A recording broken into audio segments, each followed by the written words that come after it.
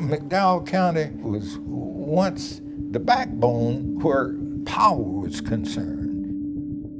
We just don't have the people here that we once had. We're like the backyard of the nation is Southern West Virginia. Your front yard's for looks. You got your pretty flowers and your pretty bushes, and that's what you want people to see. You don't want them to see your backyard because that's where your dog house and your hoe and your shovel and all that, but that's because back there is where the work gets done. Our coal forged the steel that built the nation. I don't believe that it'll ever be like it was when I was a kid. I really don't believe that, or in my lifetime anyway, when coal was king. You go from 100,000 people down to 22,000 people. Now when I look down the street in Welch, you don't see anybody. It's almost like a ghost town. That doesn't make me love this place any less. This was the richest city in West Virginia. And I read in a New York newspaper that Welch, based on its population, was listed among the top 10 richest cities in the nation. See, we were surrounded by coal mines. Within a 10 or 12 mile radius here, we had about 6 big coal mines that employed lots of people. In the mid-'80s, there was a slump in the demand for coal, and then the owners of the mines learned they could buy one machine that would replace 300 or 400 men, and they could make so much more money. And so the coal miners were out of a job, and they began to leave, and we've lost our population. All gone.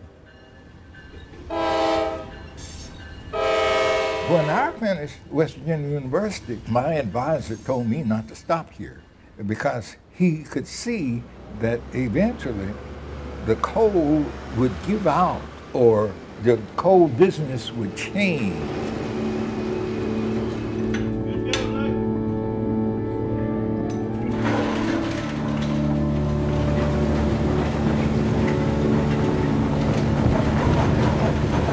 We have a brain drain here.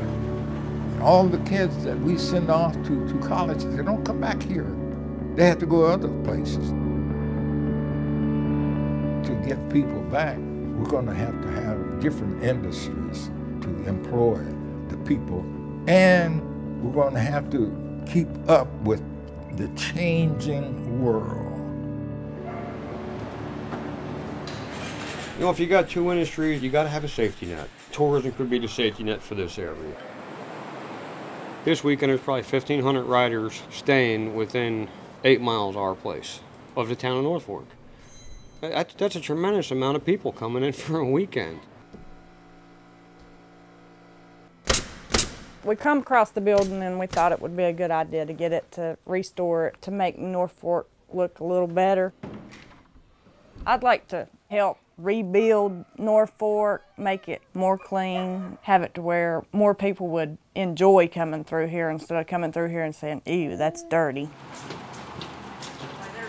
I just wish, everybody could come together and see what we see.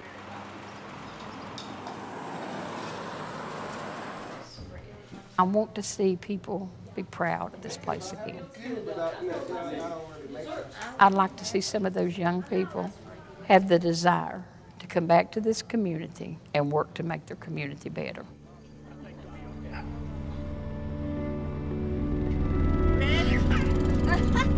You want to drive down the street and say, this is my hometown. I helped build it. This is my building. And the other guy said, that's my building. And we built it from scratch. Or you took an old building and renovated it. It's just, it's my home, and I love these mountains. I would never be satisfied anywhere else. Makes you wonder about what happened to the kid that made them. I could be in Florida, or I could be in Columbus, Ohio, but home is where my heart is, and my heart is right here in McDowell County.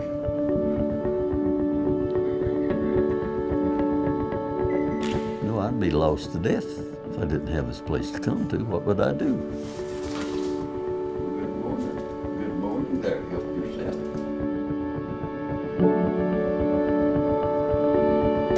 I couldn't wait to get out of here. I hated this place.